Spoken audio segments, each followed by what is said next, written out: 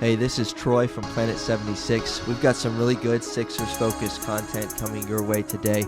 Make sure you subscribe to the pod so you can be in the know when we release new content. Enjoy the show.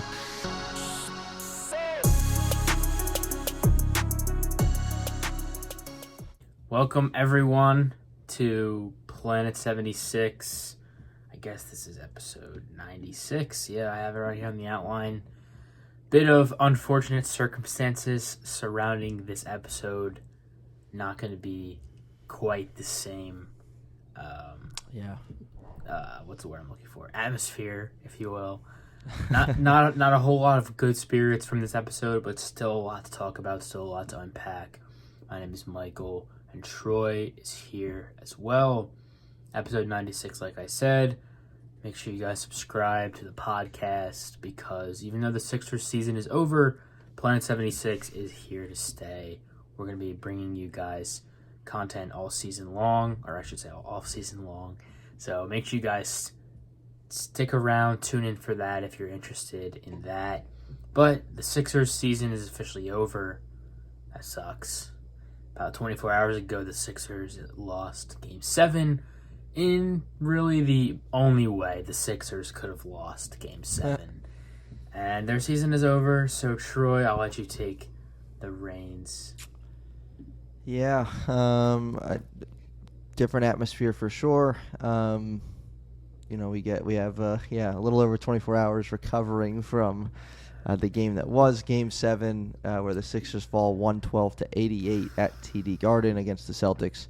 As the Celtics move on to the Eastern Conference Finals to face the Miami Heat. I think that's like the fifth time in the last 12, 15 years or so that has been the matchup in the Eastern Conference Finals. But, like Michael said, we're going to keep plugging along, though. This is episode 96.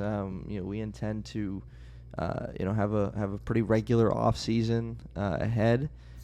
Still going through a lot of different things and a lot of tough stuff to still talk about even in the off season. A lot of fun stuff, a lot of interesting, what's going to happen with this team moving forward. So very interesting. We'll talk a little bit about that tonight, but again, moving forward, there's a lot to get into. So follow us at Planet 76 Podcast on Instagram too, to just be in the loop when we continue to release new content. I do want to say just again, as we wrap up another season for the Sixers, thank you to all of our support. We grew a lot over this past season, and we're very, very appreciative of your listening or watching, whatever it is, wherever you follow us. Thank you for doing that. Young and old, new and old, we love you guys on Planet 76, so thank you for keeping up with us. And before I toss it back to Michael, just want to kind of give an overview of what we're going to do on this first episode post elimination for the Sixers. So we're going to obviously break down the two games that we haven't talked about. Well, last time we recorded, it was 2-2 heading back to Boston, but I think we'll emphasize the Game 6 and Game 7 losses for the Sixers after going up 3-2. We'll talk about that. We'll talk about some of the immediate reaction to the Sixers being eliminated. I'm sure many of you have seen on social media the reaction people have, or if you watch SportsCenter, the reaction people have saying different things. We're going to talk about all those things and see what's justified and what's really an overreaction. And then talk about the uncertain future that we have. James Harden can opt in for one more year, or he can become an unrestricted free agent. Doc Rivers, he has got an uncertain future. Tobias Harris could have an uncertain future. There's a lot of guys whose futures might be uncertain right now, and so we'll talk about that and give our take on what we would maybe like to see happen or what we think is going to happen, and if there's a need for changes at all. So, yeah, it's going to be a fun episode, but fun in the sense of juicy info that we get to talk about, not fun because we wish we were celebrating a Sixers win. So, Michael, Sixers were tied at halftime. I don't know how you were feeling, they were down 3 at halftime. I don't know how you were feeling at the half, but that third quarter was awful. That was a nightmare. We were tied 20 seconds into the quarter when Tobias Harris made a three. It's like, okay, we're right here.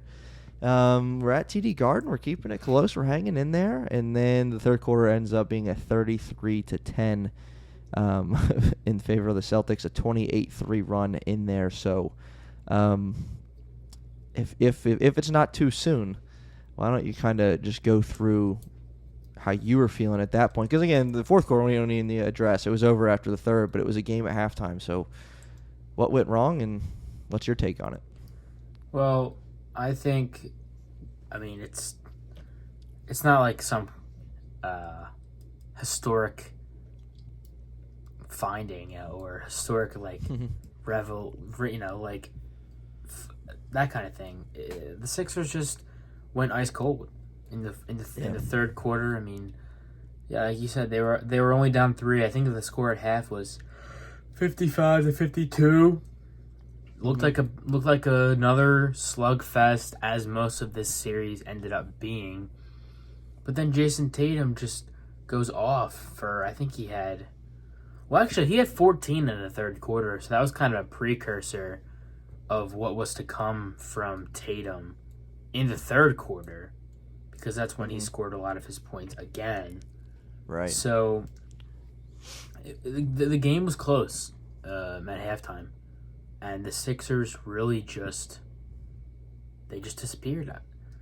Harden, Embiid, and it sucks because Joel Embiid, that's not like him to do that, to fall in crucial moments. He usually rises to that, and he usually plays to the moment when things are getting close and when things are higher stakes. He shows up. Really uncharacteristic of him to do that. Now, James Harden, I don't know if I can say the same for, and I'm sure we'll get into that more further in this episode, but just a really poor overall performance from this team in the third and fourth quarter for a team that had a 3-2 lead, that seemed like they were going to close out the series based on the way things were leading up. You lose in Philly, then you lose in Boston, and then that's the series. Right. Just, like you have it here. Oh, yeah, actually, that's Game 6. But just an absolute nightmare. Embiid, 5 of 18. I don't know if he's ever had that bad of a game in the playoffs, ever, if ever. Not just the playoffs. Harden was just bad. Really bad. Maxey was fine. Tucker was genuinely this team's best player yesterday. It's really not an exaggeration either. Tobias Harris was also really good. But the same kind of things in this series, the Sixers did not guard the perimeter. The Celtics nearly shot 50% from 3 this game. They did not force Tatum into tough shots, although he did score a lot at the rim against Embiid, so take that how you will. But still, they didn't do the things that they had been doing the whole series, guarding the perimeter, making Tatum take tough shots. They didn't do that in Game 7. I have no answer. Yeah. I don't know. It just doesn't make any sense to me how you absolutely just plummet this poorly in the defining moment of the entire season. I can't even put words together. I don't even know what to say to accurately describe this. There isn't really a way to describe this. Yeah. Ice cold third quarter. Again, 33-10 in the third. Tatum ended up with 51, Jaylen Brown 25, Embiid 15, Harden 9, Maxey 17, Harris 19. PJ Tucker had 11, all in the first quarter. So they had it going in the first, had a 6-point lead after the first.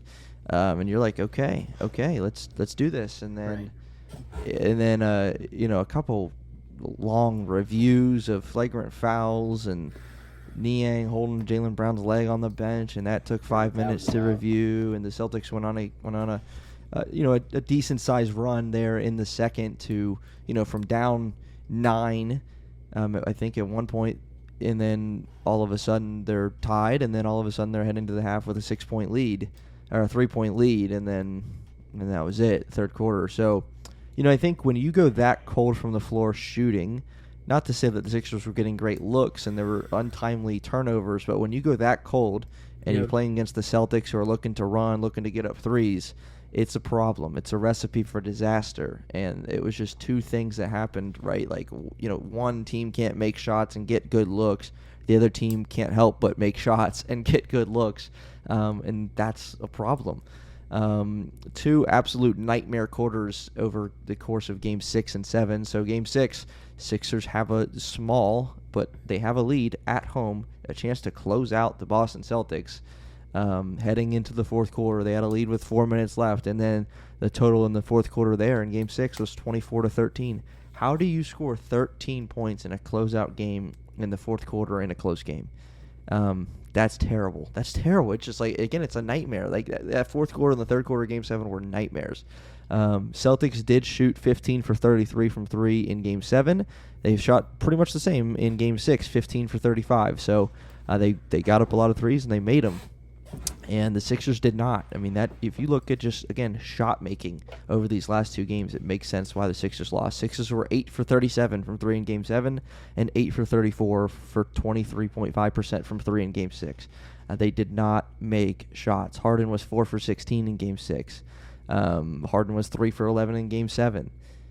Tatum was terrible in Game 6, and then he made a couple shots down the stretch to seal the deal for them. I think he was 1 for 14 from the field at one point. I don't think that's a lie. I genuinely think it was 1 for 13 or 1 for 14. And, how do you not beat this team if he's doing that? And, again, I personally, when I think about, how good this team, how incredibly good this team looked in Game 5. I mean, that was the best game of the series for them, best game of the season. They were a well-oiled machine, getting good looks.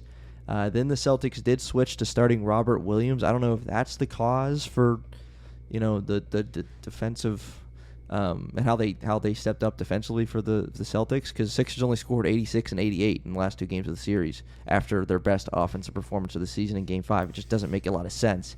So Robert Williams in place of Derek White, although Derek White still played a ton off the bench, but I don't get it. It's really, really odd. And again, the lack of shot making was huge. And I think of DeAnthony Melton in the fourth quarter of Game 6. He had a couple really, really good looks. He makes a couple of those. We might be sitting here talking about a preview of our series against Miami. A couple more shots in Game 6 go their way. This is a whole different conversation. And that's why I think a lot of things are getting blown out of proportion, but we'll get there. But I don't know your thoughts on Game 6. It was a golden opportunity for this team, fourth quarter, and then they put up 13 points. That hurt. Absolutely. I think I talked about this in our last episode too, our last full-length episode. I don't understand how James Harden goes from looking like one of the best players in the league to, quite frankly, one of the worst players in the league. I mean, Game 7, Game 6, like you just talked about, horrible. Horrible. It's really just unacceptable. James Harden, since his days in Houston, has been getting constant slander, criticism, hate, all of it, for not being good enough in Game 7s, for being a poor performer in Game 7s. This was his real chance to prove that it's the opposite. Mm-hmm. But he didn't prove that. He confirmed everyone's thinking. It was confirmation for a lot of people as to the type of, specifically Game 7, playoff performer that James Harden is. And I don't blame those people at this point, because you're James Harden. What is the difference between Game 1 and Game 7? Is it the pressure? Is it the Celtics adjusting to him? I don't know. What's the difference between Game 4 and Game 7 when he did exactly the same thing in Game 4 as he did in Game 1? Yeah. What is the difference? Why couldn't he do that again? I don't know. It's baffling to me. It really is. Yeah. And I think for a while we'll be talking about that as Sixers fans, his up and down performance in this series. I think, I'm just thinking this now, but if this was in the NBA Finals and he had the exact stat lines game by game, there'd be a 30 for 30 talking about how James Harden did nothing in certain games and how he if you win a team, he won 2 games for the Sixers. He just did. He did. And yet we're still talking about, like, you have to be really, really bad in the other games if we're going to talk like this about you, and you won the team 2 games. And it's justified. He scored 45 in game 1 on 17 for 30 without Joel Embiid. He hit the game winner. He scored 42 in game 4 on 16 of 23 shooting. 16 of 23, 9 boards, 9 assists, 8 boards. And then game 2, 3. Well, I mean, I posted this earlier, but James in the Sixers wins shot 57%, 70%, and 50% from the floor. And in their losses, he shot 14%, 21%, 25%, and 27%. So if you want to know, I mean, there's not a coincidence there. It can't be across a 7-game sample size. We talked about this heading into Game 5. We said, okay, I don't know if we're going to get the James from Game 1 or the James from Game 4. That's a lot to ask. But what if we just get, and we called it this, we said, what if we just get season average James Harden? And that's exactly what we got. And guess what happened? Sixers won. Game 5, 17 points, 10 assists, 8 rebounds on 50% from the floor. That is James Harden this season to a T.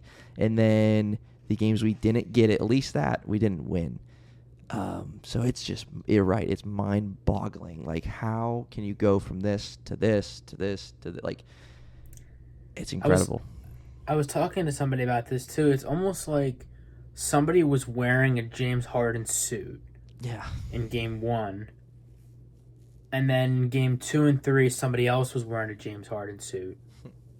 And then in game 1, the same person came in and was wearing. So it was like 2 different people. Yeah. But it was the same player.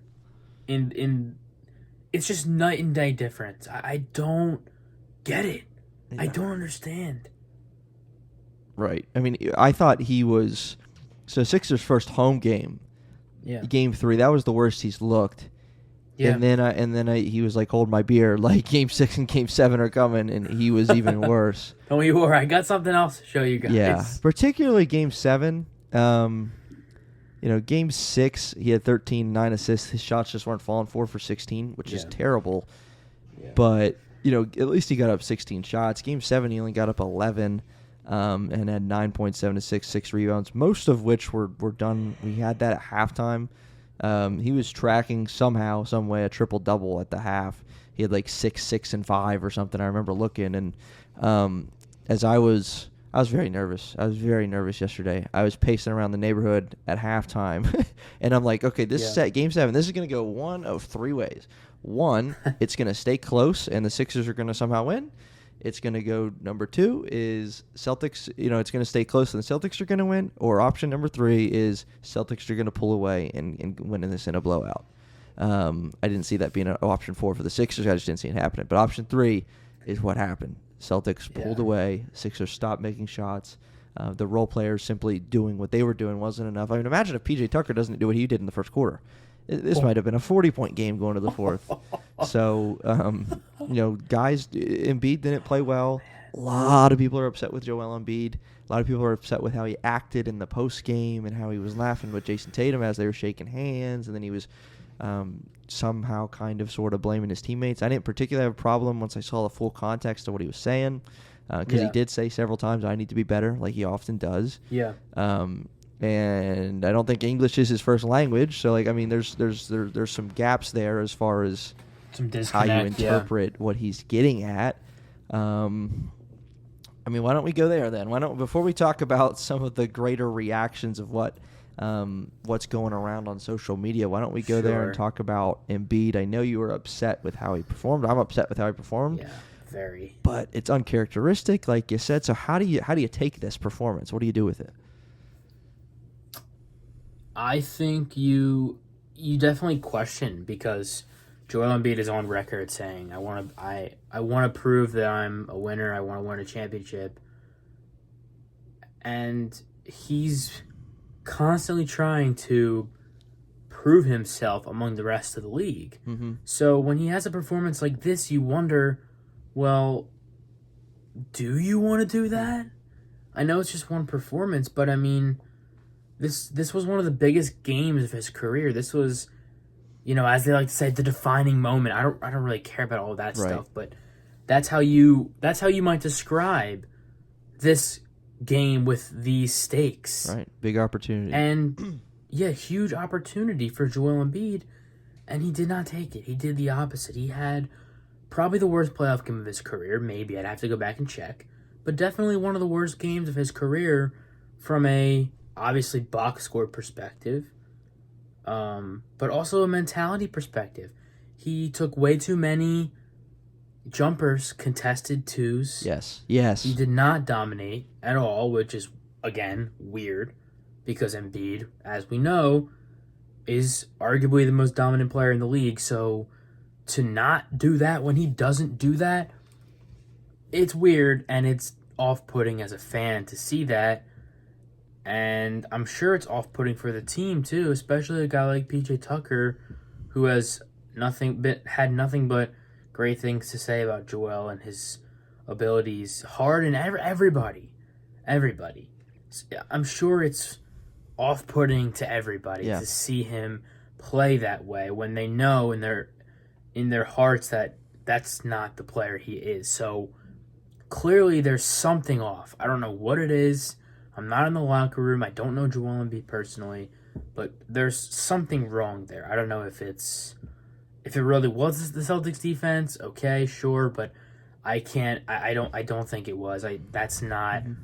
No matter how good a team's defense is, Joel Embiid has risen to the status of player that cannot be stopped. You can't stop him.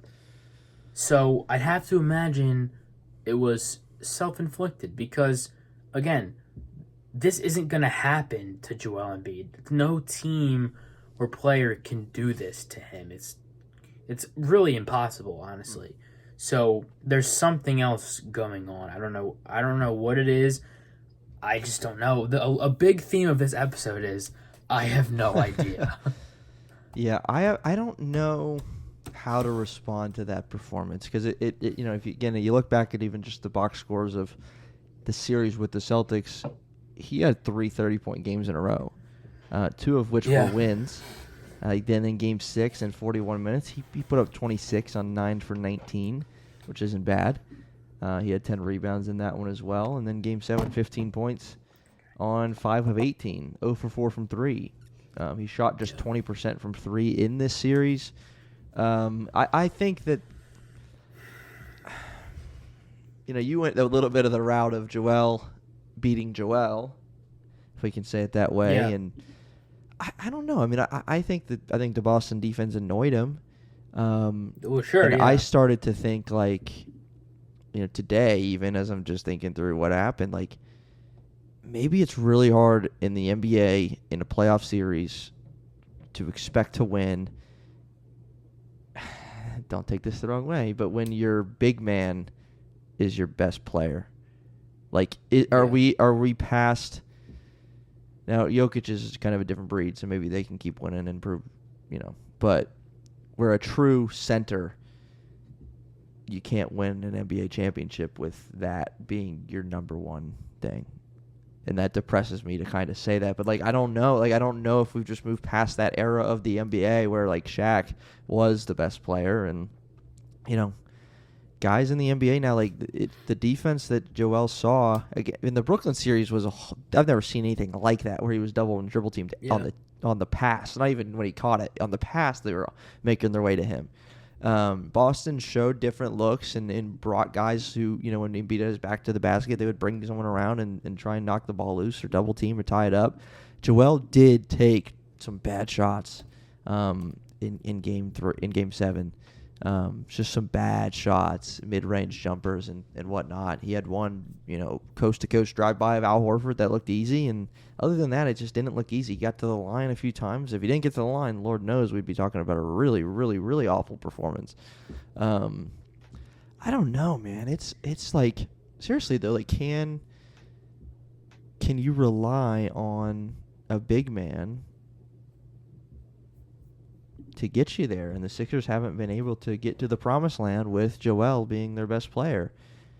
He's the MVP of the league, but maybe it's different in a series is all I'm kind of getting at. I mean, you look at a team like Boston and their ability in two guys in particular, Jaylen Brown, Jason Tatum. You don't run a play. Whoever was on the broadcast yesterday said you don't even have to run a play for Tatum. You got to work to get Embiid the ball. Harden's not what he was from a scoring standpoint, at least. I mean, he was in 2 games, but, like, you know, it's not an ISO thing. It's a pick and roll that he can operate in. Tyrese Maxey, as good as he is creating for himself, he's not those guys. Sixers lack a wing scorer that you can just give the ball to and say, go get it. Tobias Harris is not terrible, but his role has just been so drastically changed through his career. It's like, I don't think you're going to say, here, Game 7, go win us the game. You're going to be an ISO a ton. Like, I don't think that's the time either. I don't know what I'm getting at, but I'm starting to question some things, I guess, and I think they're valid. Can you really expect... All right, well, here's what I'm going to say. Can you expect... Joel, I'm finally here. I promise I'll give it back to you. Can you expect a guy like Joel Embiid as a center to demand the ball and win you a series when it's easier to double a guy like Joel Embiid than it is to double a guy like Jason Tatum because he's out top with the ball dribbling? If you're going to double a guy in the post, go for it. And that's what the Celtics did. But, like, you just need a guy that's going to go get you a bucket because it doesn't matter. Like, it doesn't matter what defense you're throwing at him. And for a center, it sometimes does. And that's all I'm going to say. Yeah. I do see that. I see where you're coming from. I still do think the Sixers can win with Joel Embiid. I think, and we've talked about it in the season, he's obviously not the perfect player, and he still has room to grow, room to improve. A lot of that comes with his decision-making, and I think a lot of that was on display against the Celtics. And glimpses this season of waiting too long to pass, waiting till the double team gets to him to pass the ball, waiting too long to shoot, being indecisive with the ball. These are things he can improve. And I'd like to think this offseason will allow him / help him to do that. A lot of his success moving forward individually is going to come from his ability to improve his decision-making, to improve his passing, to improve the overall movement of the offense, because when he's too long to make a decision with the ball, the offense gets stagnant, and that's when it's easy to defend him in the half court. I still think the Sixers can win with Joel Embiid. I think that relies on him improving his decision making. I think that relies on whether or not Harden's here or not. Even if Harden isn't here, I still think Joel Embiid, with the right team around him, which the Sixers did make strides in that this year, can definitely still... I think they can win a championship with him. I do think that. I like to hope so. But part of me, again, it's just like, man... Yeah, and it's a valid right. concern. And I think maybe... The whole point, I think, is really just in the course of a 7-game series, when your best player is the center, it's easier to figure out some ways to get under his skin, some ways to, deny the ball, some defensive things to do, versus where your best player is Jason Tatum. You just have him bring it up the court and let him do what he wants to do. And I like to hope that Joel's game can translate, and obviously it's translated to the playoffs. He's done very well in the playoffs as a whole. You just like to hope it can translate for a long run in the playoffs at some point. But lots of overreacting to the Sixers getting eliminated from the playoffs. I don't know if you want to touch on anything you've seen.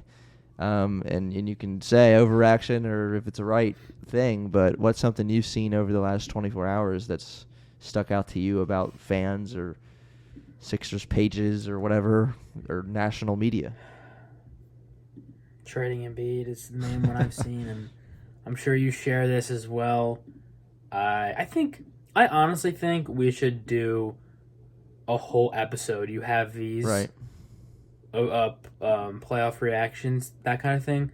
We could really get into a whole episode of why trade, at least for me, and you could express You could express your thoughts, obviously, as well, but why trading Embiid is not the answer. And I don't know. We haven't talked. Troy and I haven't talked about this at all, so I don't know what he thinks about it, but I think we could definitely get a full. That might be something we could do for sure.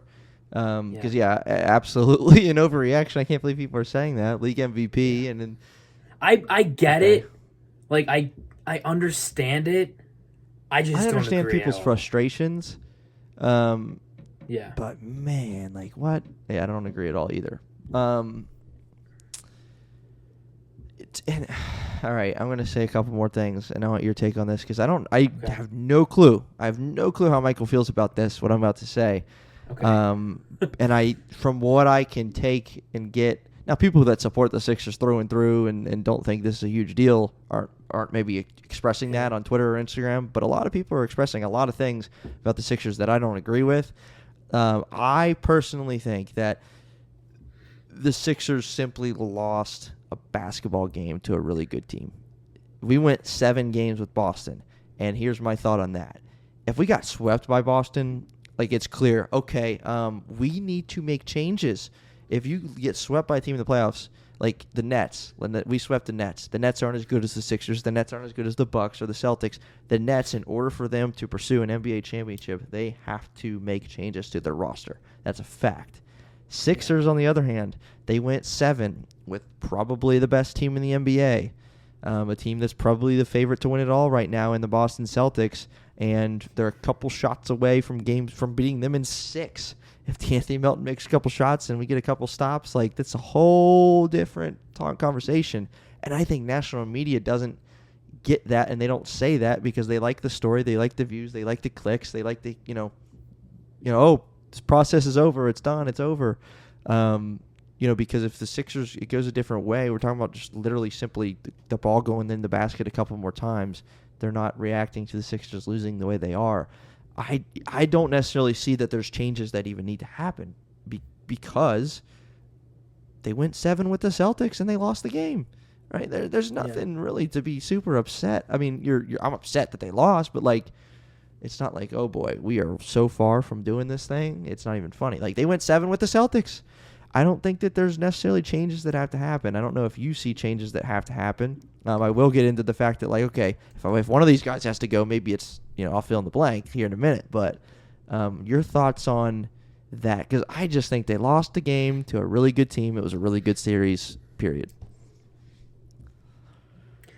I do. I think that's a really level-headed perspective. I think there has been it's not even a thought, it's a fact. There has been a lot of reaction.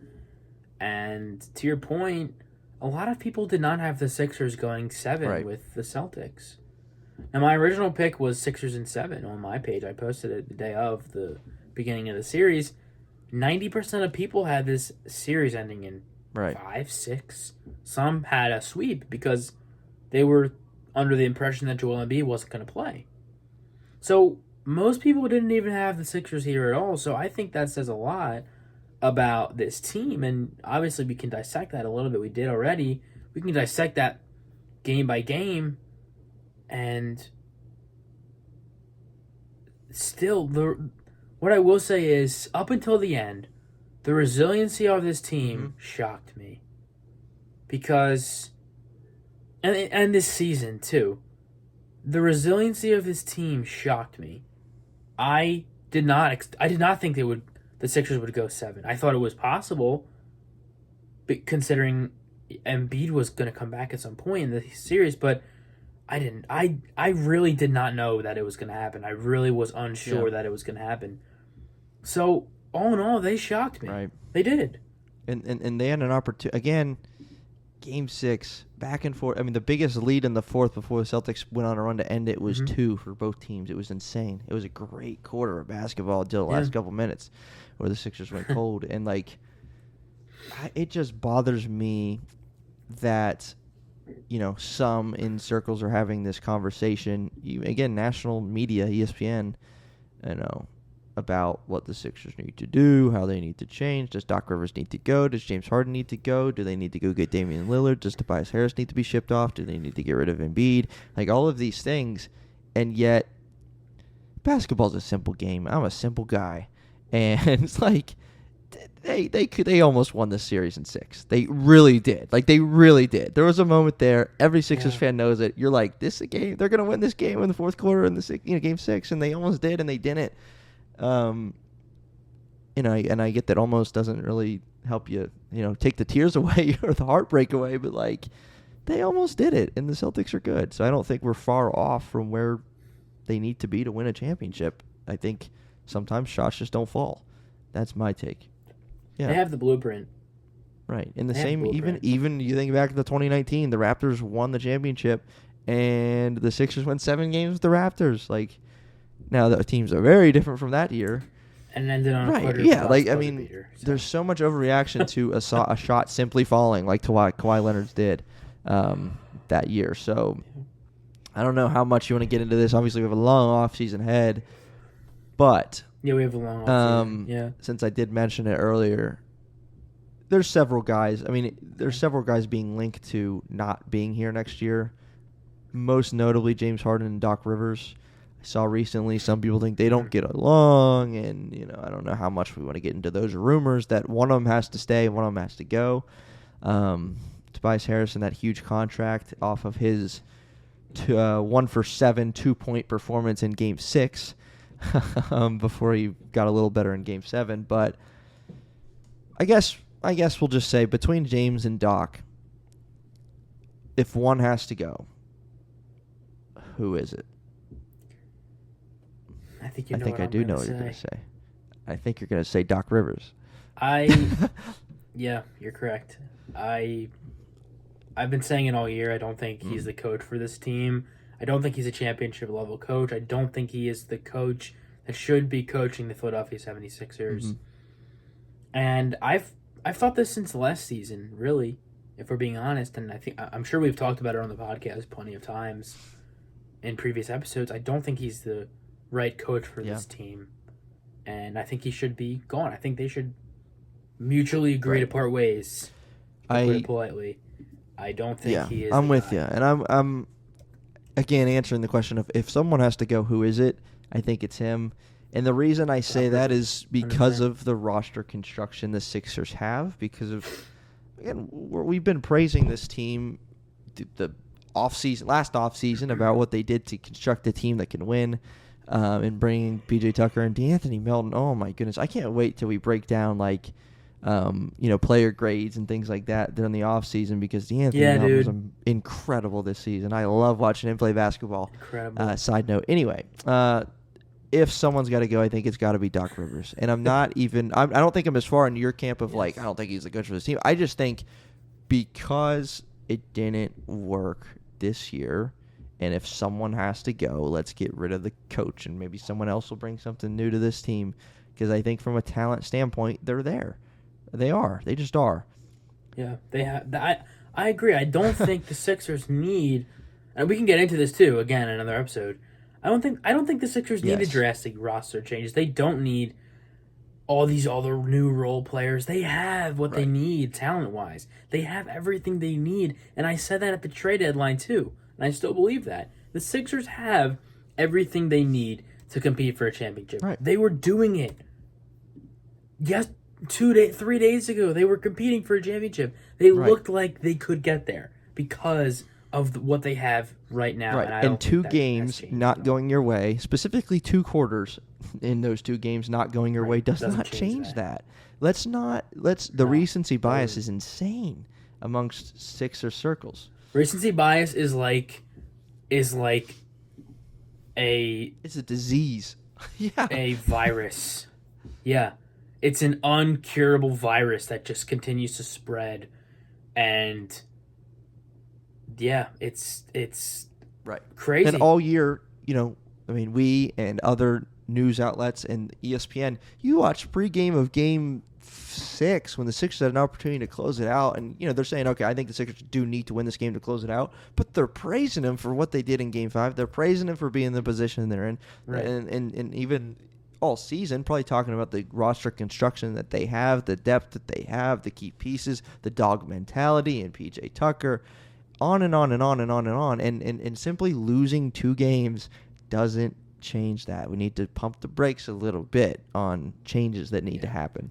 That's our take here on Planet 76, in case you didn't get that hint. But, man, we've got an off season ahead.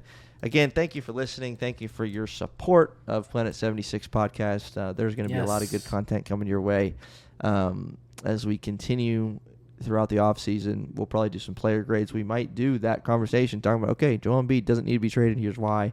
So-and-so, we don't need to blow it up, and here's why. We talked about that a little bit tonight. But thanks for listening. Thanks for being a Planet 76 listener, watcher, or whatever you are. We appreciate it. So we will see you next time for episode 97. That concludes episode 96, and the Sixers are eliminated from the playoffs. We'll see you next time.